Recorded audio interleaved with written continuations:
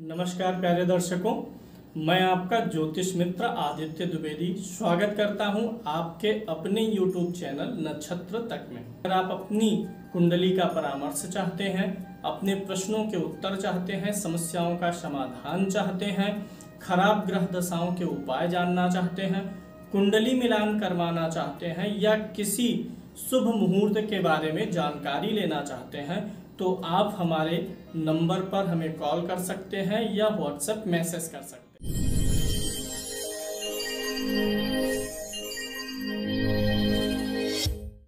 हमारे नए चैनल नक्षत्र तक लर्निंग को भी जाके वीडियोस देखिए और चैनल को सब्सक्राइब भी करिए। चैनल का लिंक आपको डिस्क्रिप्शन बॉक्स में मिल जाएगा, वहाँ भी अवश्य जाइए। वहाँ पर वीडियोस आपको एक क्रम से मिलेंगे, लेसन वाइज मिल जाएंगे। आज जो कुंडली विश्लेषण के लिए हम लिए हुए हैं उसमें हम आपको चलिए सबसे पहले ग्रह स्पष्ट की ही बात कर लेते हैं। लग्न इनका वृषभ लगन है, 3 डिग्री का लगन है। सूर्य इनका वृष राशि में है, 13 डिग्री का है। चंद्रमा इनका मीन राशि में है, यानी इनकी मीन राशि भी है। मंगल इनका मेष राशि में बैठा है, स्वराशि में बैठा हुआ है। बुध इनका वक्री अवस्था में है, वृषभ राशि में। गुरु इनका कुंभ राशि में बैठा हुआ है, 17 डिग्री का। शुक्र इनका मिथुन राशि में 13 डिग्री का है। वहीं शनि महाराज वक्री अवस्था में मकर राशि में बैठे हुए हैं। राहु इनका वक्री, राहु केतु हमेशा वक्री रहते हैं, कर्क में है। और वहीं केतु मकर राशि में इनकी कुंडली में बैठा हुआ है। अब इनकी कुंडली पर आ जाइए और फिर यहाँ पर हम विचार करते हैं कि इस कुंडली में क्या है। आप देखिए, स्वयं का भी दिमाग लगाइए, रिसर्च करिए और चीज़ों को सीखिए।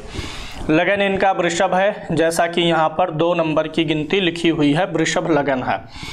लगन का स्वामी शुक्र यहाँ पर देखिए बुध के घर में बैठा हुआ है। लग्नेश ने धनेश के साथ में स्थान परिवर्तन किया है।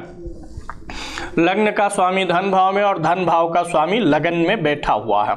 अब धन भाव का स्वामी वक्री है, तो धन के लिए अगर किसी भी भाव का स्वामी वक्री होता है तो उस भाव से संबंधित परिणाम पाने के लिए जातक को अत्यधिक प्रयास करना पड़ता है। तो बुध धन भाव का स्वामी होकर के वक्री है, तो यहाँ पर इनको बुध की डिग्री भी 27 है, तो बुध इनको काफ़ी मेहनत करवा रहे हैं। बुध का स्टोन इनको पहन के रखना चाहिए, बुध का बल बढ़ना चाहिए। 27 डिग्री का है, क्योंकि बुध इनकी कुंडली में कारक ग्रह भी है, पंचम भाव का स्वामी है। तो और लगन में बैठा हुआ है, मित्र के घर में स्थान परिवर्तन राजयोग में है, इसलिए बुध अच्छा परिणाम दे पाएगा। राहु इनका बैठा हुआ है 3रे भाव में। राहु 3रे भाव में अच्छा परिणाम देता है। आमतौर पे राहु अच्छा परिणाम 3रे भाव में, 6ठे भाव में और एकादश भाव में अच्छा परिणाम देता है। राहु भी अच्छा परिणाम दे रहा है। किसी समय ये बहुत बड़े व्यापार को डील कर रहे थे, आज के समय में स्थिति थोड़ी सी खराब है, प्रयासरत है और जल्दी ही ईश्वर इनके प्रयासों को सफल भी बनाने वाले हैं। अभी वो कुंडली विश्लेषण करते हुए पता चलेगा हमें। आगे इनके हम चतुर्थ भाव के स्वामी को देखें। चतुर्थ भाव का स्वामी सूर्य है, लगन में ही बैठा हुआ है, यानी सुख साधन इनको मिलेगा। घर गाड़ी लग्जरी आदि का सुख इनकी किस्मत में है, ये इनको प्राप्त होता रहेगा। वैसे भी गुरु की भी दृष्टि है चतुर्थ भाव पर। गुरु जिस भाव को देखता है वृद्धि करता है, और यहाँ पर गुरु के मित्र सूर्य का घर भी है और सूर्य भी केंद्र में बैठा हुआ है। पंचम भाव ठीक ही है, लगन में गया हुआ है बुध। 6ठे भाव का स्वामी शुक्र है, जो कि धन भाव में गया है। लग्नेश भी है और खष्टेश भी है। अब यहाँ पे शुक्र इनको खष्टेश का भी फल देगा। उधार लेकर के, ऋण लेकर के, लोन लेकर के इनको काम जीवन में करना पड़ेगा, क्योंकि 6ठे भाव का स्वामी धन में गया हुआ है, तो कर्जा, लोन, ऋण वगैरह इनके लिए बनता है योग। और आगे भी देखेंगे, जब सप्तम भाव का स्वामी मंगल है, द्वादश भाव में गया हुआ है। व्यापार के लिए इनको बाहर जाना पड़ सकता है। सप्तम भाव व्यापार का भी होता है, मासिक आमदनी का भी होता है, दैनिक जीवन के कार्य क्षेत्र का होता है। कार्य करने के लिए, जीवार्जन के लिए, व्यवसाय के लिए जो हम नित्य क्रियाएं करते हैं वो सप्तम भाव से देखते हैं। यहाँ का स्वामी मंगल द्वादश भाव में स्वराशि का है, तो इनको विदेश भी ले जा सकता है और विदेश से इनके व्यापार को जोड़ भी सकता है। अष्टम भाव का स्वामी गुरु है और गुरु अष्टम भाव के स्वामी होने के साथ साथ लाभ भाव का भी स्वामी होकर के दसम भाव में बैठा हुआ है शनि की राशि में। शनि की राशि में बैठा है और शनि महाराज भी स्वाग्रही होकर के भाग्य भाव में बैठे हुए हैं। तो शनि महाराज भी सपोर्ट करेंगे। वक्री है तो वक्री ग्रह क्या देता है, स्ट्रगल देता है, मेहनत करवा लेता है अधिक।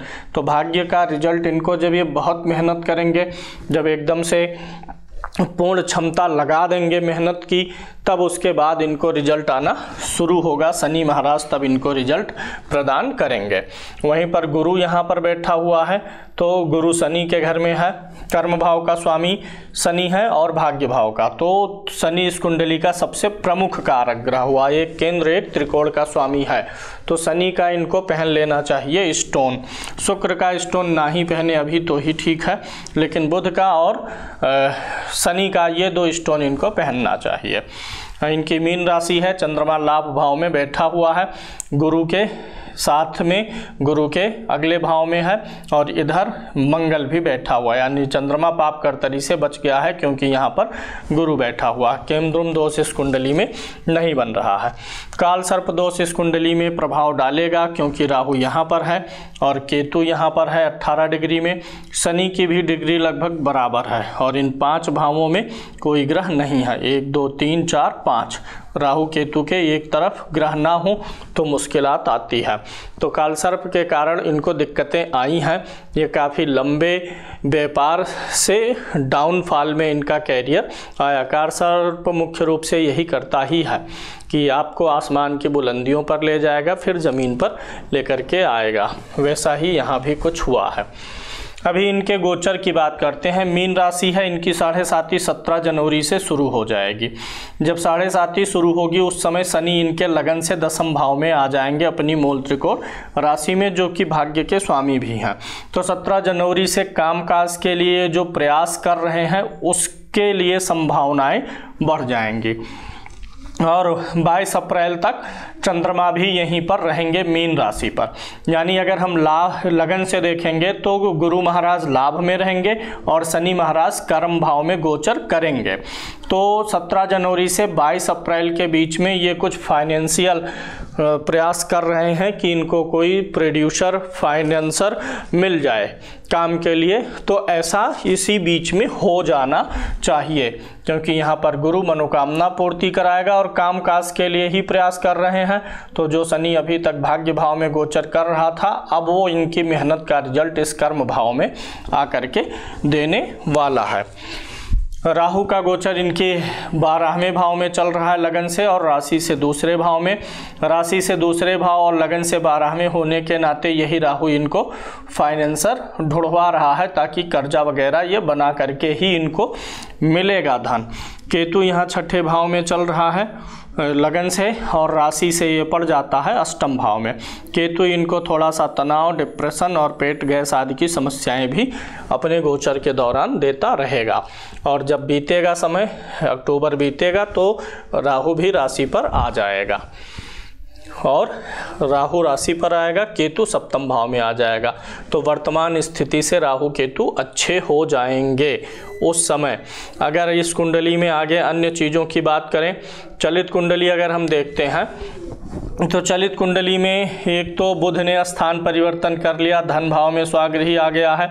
दूसरा शुक्र इनका परिवर्तन किया है। तीसरा चंद्रमा, यानी बुध इनको लगन के साथ साथ द्वितीय भाव का फल, शुक्र इनको जो है द्वितीय भाव में बैठे होने के साथ साथ तृतीय भाव का भी फल देगा और चंद्रमा 11वें के साथ साथ 12वें भाव में भी होने का 20% असर डालेगा। चंद्र कुंडली यहाँ पर है जो मैंने अभी आपको ऊपर लग्न कुंडली से ही समझा दिया है। होरा कुंडली देख लेते हैं। इनकी होरा कुंडली जो है ये चंद्रमा की होरा है। इनकी चंद्रमा की होरा बनी हुई है, 4 नंबर बना हुआ है।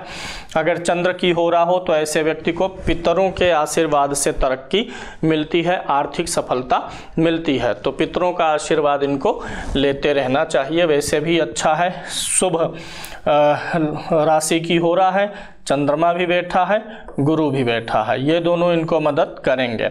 इनको अपने पितरों का ख्याल रखना चाहिए, पितृपक्ष वगैरह में श्राद्ध वगैरह करते रहेंगे तो अच्छा रहेगा। और पितरों का ध्यान करें, पितृ गायत्री कभी कभी कर लिया करें तो आर्थिक मामलों में इनको राहत मिलेगी, क्योंकि होरा कुंडली धन की कुंडली होती है। देशकाल कुंडली से देख लेते हैं कि ये कितने मेहनती हैं, कितना जुझारूपन इनके अंदर है, क्या चीज़ों से जूझने की और लड़ने की शक्ति इनके अंदर है। वृषभ लगन है इनका, देशकाल कुंडली में 2 नंबर की गिनती है, वृषभ लगन हो गया। लगन का स्वामी शुक्र छठे भाव में गया हुआ है, व्यक्ति को लड़ने की शक्ति मिल गई, क्योंकि लगन ही कहाँ चला गया है, वाद विवाद संघर्ष वाले भाव में गया है। तो जीवन में संघर्ष इनका बंद ही नहीं होगा। अगर ये सफल भी रहेंगे, बिजनेस डेवलप भी कर लेंगे, सब कुछ हो जाएगा, तो भी इनको स्ट्रगल करना ही करना है। इनके देशकाल कुंडली के लगन का स्वामी छठे भाव में गया है। दूसरा क्या देखेंगे कि इस भाव में कोई नीच का ग्रह नहीं बैठा हुआ, शनि जैसा क्रूर ग्रह बैठा हुआ है। तो देशकाल के लगन में अगर क्रूर ग्रह बैठता है, क्रूर ग्रह जो है हमें लड़ने में ज़्यादा सक्षम बनाते हैं, व्यक्ति की सहनशीलता बढ़ाते हैं। वहीं अगर शुभ ग्रह होता है तो बिना अधिक लड़ाई के, बिना अधिक संघर्ष के ही चीज़ों की प्राप्ति हो जाती है। तो यहाँ पर क्रूर ग्रह अगर देशकाल कुंडली के लगन में हो तो संघर्ष अधिक करना पड़ता है। वहीं तीसरे भाव में चंद्रमा बैठा हुआ है, देशकाल कुंडली के तीसरे भाव में चंद्रमा स्वराशि का है, अपनी राशि का है, इसलिए ये कभी हार नहीं मानेंगे, संघर्ष से हार मानने वाले नहीं हैं।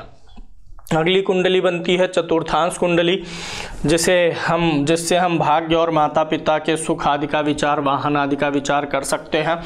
लगन इनका वृषभ है चतुर्थांश कुंडली में और लग्नेश नीच का है। अगर चतुर्थांश कुंडली का लग्नेश नीच का है तो यानी समय समय पे भाग्य साथ छोड़ता रहेगा। तो यहाँ पे शुक्र नीच होने के नाते समस्याएं बन रही हैं, चतुर्थांश कुंडली का लग्नेश नीच का है। अब ऐसे में ये मेहनत तो खूब कर रहे हैं, कोई भी व्यक्ति मेहनत कर रहा, लग्न कुंडली ठीक है, लग्न कुंडली से सब कुछ ठीक ठाक आ रहा है, तो वर्ग कुंडलियों पर भी देखते हुए चलना चाहिए। वर्ग कुंडलियों से हमें कभी कभी कुछ ऐसी चीज़ें मिल जाती हैं जहां से लग्न पे निर्णय नहीं जा पाता है। तो यहाँ से एक चीज़ समझ में आ रहा, चतुर्थांश का लग्नेश जो नीच राशि में है ये इनके लिए समस्यादायक है। हालांकि गुरु और सूर्य एक साथ हैं, अच्छा योग माना जाता है, और शनि की भाग्य भाव पर दृष्टि है, ये भी ठीक है, चंद्रमा भी ठीक है, मंगल भी स्वराशि का है, सिर्फ इनको शुक्र को सही करना पड़ेगा। तो इसके लिए ये क्या करें, अभी शुक्र ग्रह के लिए इनको रुद्राक्ष पहन लेना चाहिए। शुक्र ग्रह के लिए रुद्राक्ष पहनना इनके लिए ठीक रहेगा। सूर्य का 1 मुखी, चंद्रमा का 2 मुखी, मंगल का 3 मुखी, बुध का 4 मुखी, बुध के बाद बृहस्पति का 5 मुखी और शुक्र का 6 मुखी, शनि का 7, राहु का 8 और केतु का 9 मुखी रुद्राक्ष होता है। तो इनको शुक्र का रुद्राक्ष पहनना चाहिए, या फिर ऐसा करें कि बृहस्पतिवार को शाम को तांबे के लोटे में थोड़ा सा जल डाल दें, उसी में 6 मुखी रुद्राक्ष डाल दें और सुबह उस रुद्राक्ष के पानी को पी जाएं और रुद्राक्ष को फिर से रख लें। फिर अगले बृहस्पतिवार को भी तांबे के लोटे में जल डाल के 6 मुखी रुद्राक्ष डालें, फिर अगले शुक्रवार को उसको पी जाएं। तो ऐसा भी करने से भी इनका शुक्र ये मजबूत हो सकता है। और लगन में भी ये कारक ग्रह है तो लगन में भी बलवान होगा। सप्तमांश कुंडली देखते हैं। सप्तमांश कुंडली में लगन में शनि बैठा है, केतु बैठा है, वो भी शत्रु की राशि में बैठा है। सप्तमांश कुंडली का लग्न प्रभावित होने से क्या होता है, क्रूर ग्रह हो, शत्रु राशि में हो, नीच का ग्रह हो, तो ऐसे व्यक्ति को संतान से बहुत अच्छा सपोर्ट नहीं मिल पाता है। अपने कार्य क्षेत्र में, अन्य चीज़ों में उतना अच्छा सपोर्ट संतान से नहीं मिलेगा। संतान सपोर्ट करना भी चाहेगी तो हो सकता है कि उतना सक्षम ना हो। और सप्तमांश कुंडली में ये शनि केतु भी मिल करके ऐसा नहीं है कि जब इनको ज़रूरत पड़ेगी तो संतान सपोर्ट करेंगे। देखिए सप्तमांश कुंडली में भी शुक्र इनका नीच राशि में है, तो यहाँ से भी शुक्र वीक हो रहा है। शुक्र 2 वर्ग कुंडलियों में कमज़ोर आ गया है। अगर कोई भी ग्रह अधिक वर्ग कुंडलियों में कमज़ोर है तो वह अवश्य ही ज़्यादा बुरा देगा, हर मामले में देगा। जैसे 16 वर्ग कुंडलियां हैं। अब अगर किसी 8 कुंडली में कोई एक ग्रह नीच का हो गया तो यानी वह आपके 50% कुंडलियों में नीच का हुआ, खराब हुआ। तो अभी जब आगे हम देखेंगे कि शनि कितने वर्गों में नीच का है, कौन सा ग्रह, उस हिसाब से उपाय करेंगे। नवमांश कुंडली देखते हैं। नवमांश कुंडली के लगन में शुक्र बैठा हुआ है, मित्र के घर में है।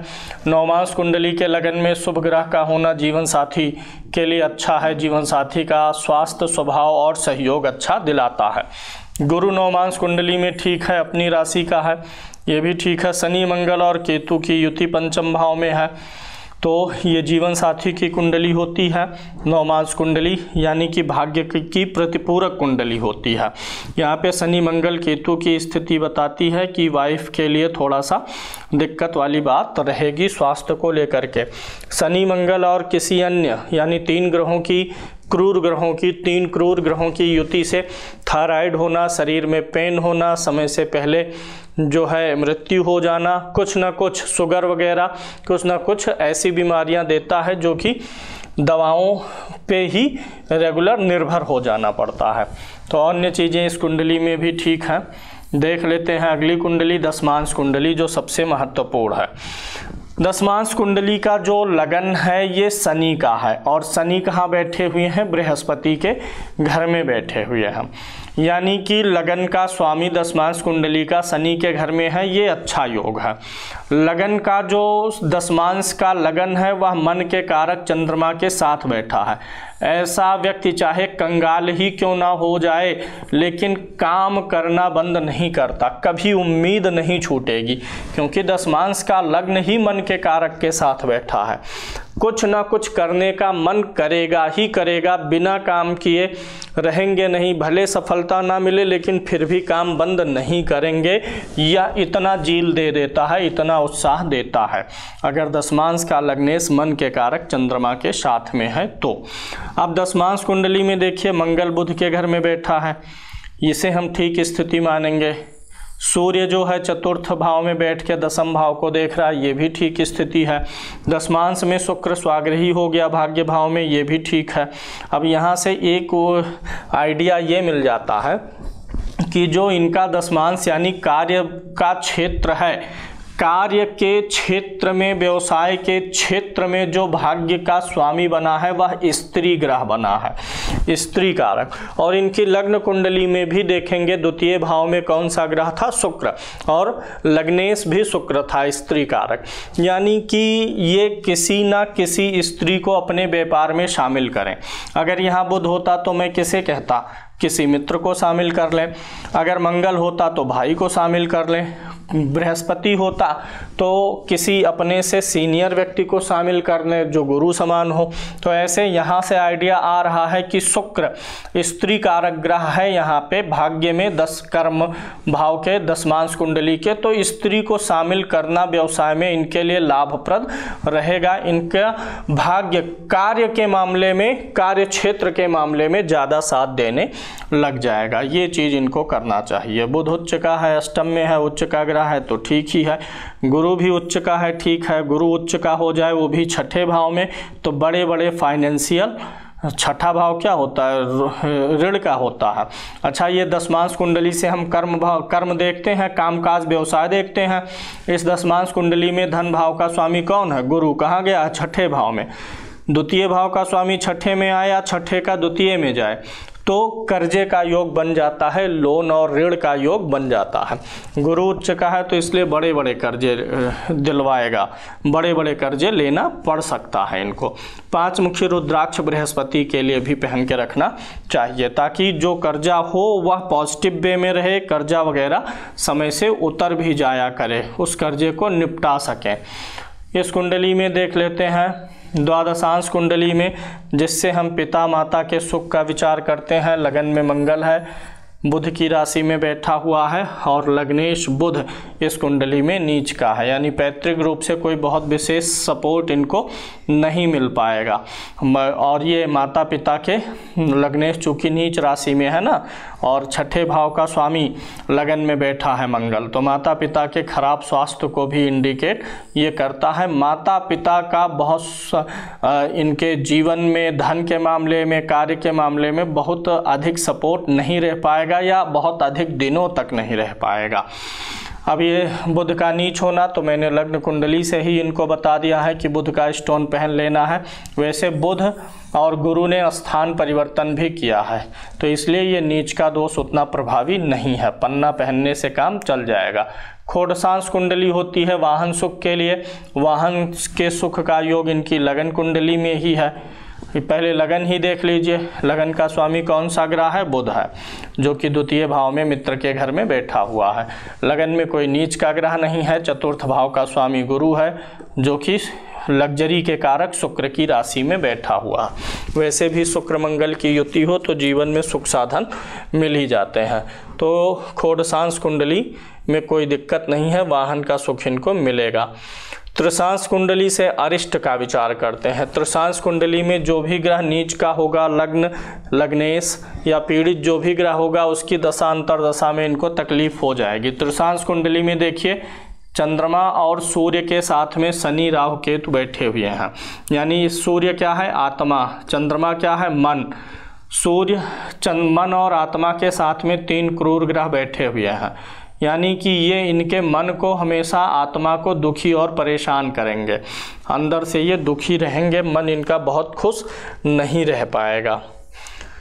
खटबल वगैरह इन सबको तो मैंने बता ही दिया। यहाँ पे अनुपात दिया गया है कि मंगल और चंद्रमा सूर्य कितने बलवान है। सबसे अधिक बलवान कौन सा ग्रह बन रहा है? मंगल बन रहा है। सबसे अधिक बलवान यहाँ पे मंगल महाराज हैं। और फिर उसके बाद सूर्य भी ठीक ठाक है, चंद्रमा भी ठीक ठाक है, और इस ग्रह का बल 2 पॉइंट होता है, ठीक है। 50% से अधिक ये भी है, 50 से ये भी है, 50 से ये भी है, और ये ग्रह मंगल सबसे अधिक बलवान जा रहा है, तो सबसे ज़्यादा बलवान मंगल ही है। आगे अन्य कुंडलियों में देखते हैं, इनके अष्टक वर्ग सारणी में आ जाते हैं। ये थोड़ी सी रोचक चीज़ है, इसको जानेंगे। शनि का गोचर जब मेष राशि में रहेगा तो अच्छा फल नहीं रहेगा इनके लिए, क्योंकि यहाँ पे क्या है कि 2 बिंदु प्राप्त हैं। अगर 1, 2 या 3 प्राप्त है तो वो औसत से कम है, 4 है तो एवरेज है, 4 से अधिक है, 5 है, 6 है, 7 है, तो जितना अधिक होगा उत्तरोत्तर उतना ही अच्छा होगा।